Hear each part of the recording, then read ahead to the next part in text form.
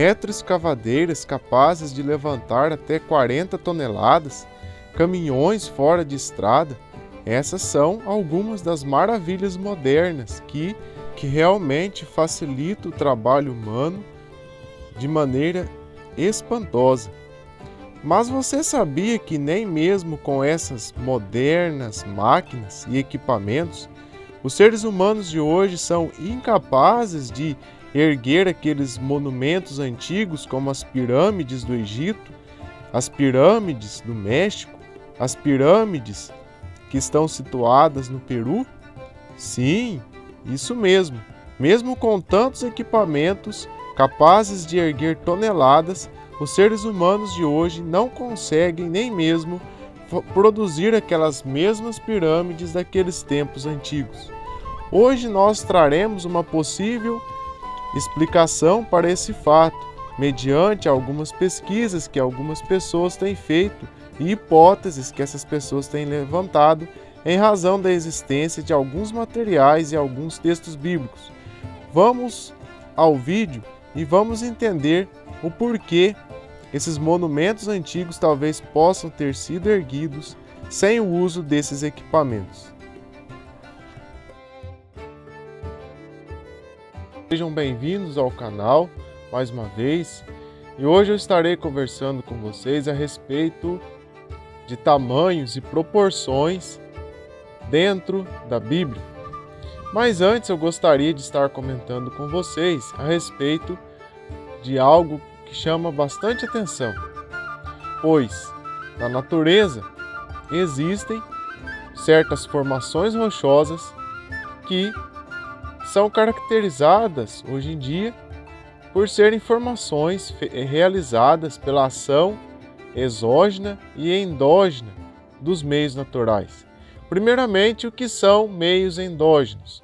São transformações que os solos, que as rochas vão sofrer, que são transformações oriundas deles mesmos, com a incidência de luz do sol sobre um material, uma rocha. A partir do momento que esse material ele se contrai ou ele relaxa, mediante a incidência solar, ele vai sofrer rachaduras. O mesmo processo que verificamos, por exemplo, no asfalto. Por que o asfalto, com o tempo, ele fica esburacado, cheio de malformações? Por conta da ação do sol. E por que os trilhos do trem têm aquele espaçamento a cada 10 metros de trilho? Justamente por conta da dilatação e da contração dos materiais. E o mesmo ocorre com os fios de luz. E os meios exógenos seriam a ação do vento, dos ventos e das chuvas. Temos várias formações desse tipo no território brasileiro. E uma delas que chama atenção é o Monte Roraima, no estado de Roraima, como vocês podem ver aqui na imagem. E além desse monte, que apresenta ser um tronco de árvore quebrado, temos várias formações assim no mundo, como este elefante, que está, essa formação aqui situada na Noruega. Existem diversos monumentos e formações assim no mundo. Uma delas é a Ilha de Páscoa, situada no Chile. Muitos dizem que a Ilha de Páscoa, esses monumentos que vocês conseguem perceber na imagem, foram formados por uma antiga civilização polinésia que habitou a região. Isso é o consenso defendido pelas fontes oficiais. Muito bem. Sobre essas afirmações, existe um grupo de pessoas que tem dito o oposto. São estudiosos da Bíblia e são também estudiosos do livro de Enoque. E nós veremos aqui as informações, os textos, onde é que eles se baseiam para trazer essas informações. Bom, de acordo com os escritos bíblicos, houve um dilúvio sobre a terra. E esse dilúvio ele mudou toda a configuração do mundo. E, inclusive, segundo esses criacionistas, o campo magnético da Terra está enfraquecendo. O campo magnético da Terra era mais forte no passado, e isso favorecia a existência de uma fauna e uma flora muito maiores. Muito bem, observem para vocês verem alguns textos bíblicos. A gente tem aqui o livro de Salmos, no capítulo 8, que diz o seguinte: o que é o homem para que o Senhor se glorie nele? E o que é o homem para que o Senhor o proteja, né? Aqui parafraseando o texto bíblico.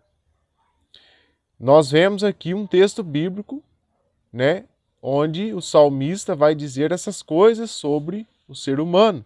E depois tem uma coisa aqui que chama muita atenção. Eis que o Senhor o fez um pouco menor do que os anjos. Algumas traduções vai trazer a palavra menor do que Deus, do que os deuses.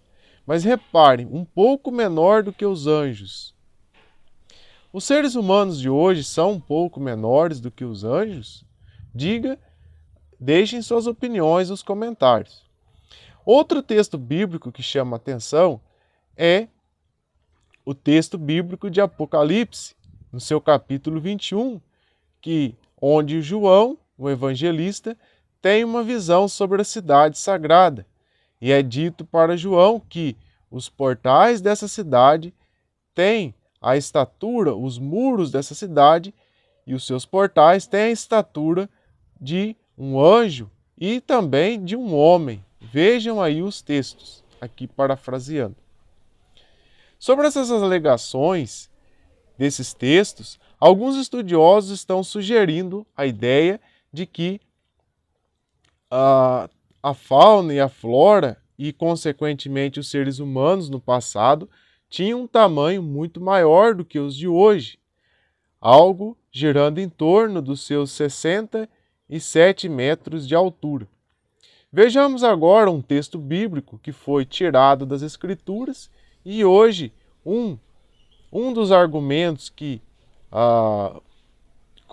descaracterizam a canonicidade desse texto é o fato dele dizer que os gigantes que nasceram fruto do adultério entre seres humanos e anjos tinham 300 cúbitos de altura. Esse texto ele gera muita polêmica no meio escatológico, no meio bíblico, essa ideia dos néfilis e dos anjos terem gerado filhos nas mulheres, porque, segundo a maior parte dos teólogos, isso seria impossível, já que eles se tratam de seres espirituais. E eles também afirmam que seria impossível, por exemplo, as mulheres terem conseguido gerar filhos com 300 cúbitos. E realmente é uma estatura muito grande. Conforme a gente vê, 300 cúbitos, rapidamente aqui nesse vídeo, 300 cúbitos equivale a 13.500 metros. Agora vamos analisar algumas paisagens. Aqui está a Ilha de Páscoa, esses monumentos aqui. E aqui existem essas outras formações rochosas que aparentam ser gigantes. Até mesmo a região da Pedra da Gávea, no Rio de Janeiro, tem essas semelhanças. Sobre essas questões do gigantismo e da fauna e da flora serem maiores, nós nunca saberemos. Mas, de fato, evidências existem.